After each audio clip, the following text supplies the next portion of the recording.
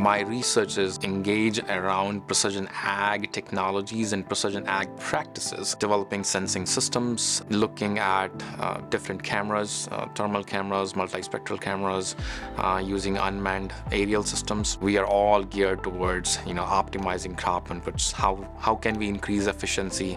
How can we reduce pain points of the producers? We first got to work with their product called Dust, which is a seed lubricant. When LowMuTech and USP approached back again to talk about the seed coating project, I was very excited. I wanted to learn more about what this product has to provide.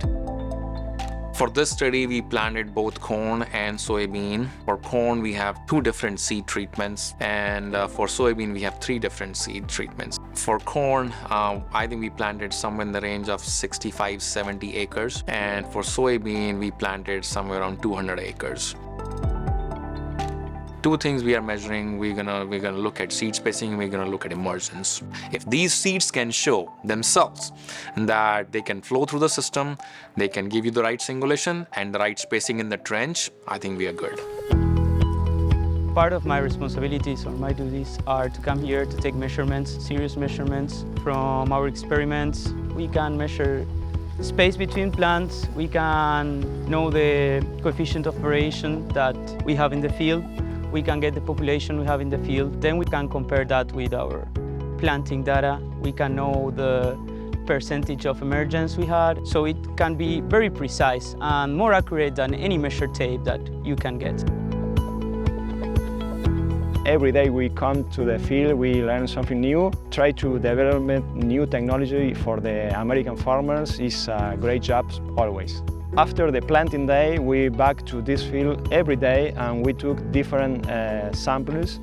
We took samples of plant population, plant separation, and we took samples of nodulation of each plant inside each strip of each block. This is one of the strips from LowMuTech treatment.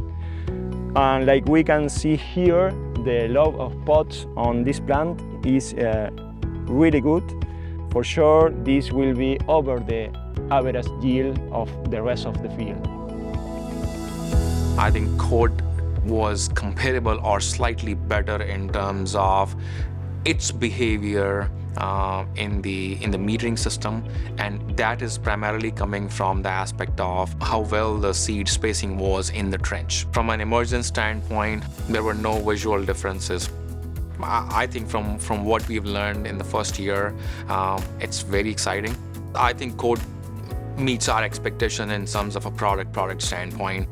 I feel really good about it. I think it is always a good idea to not use any kind of adulterants like plastics or microplastics, anything to add in our soils. We want to keep our soils as healthy and as sustainable for future generations as possible.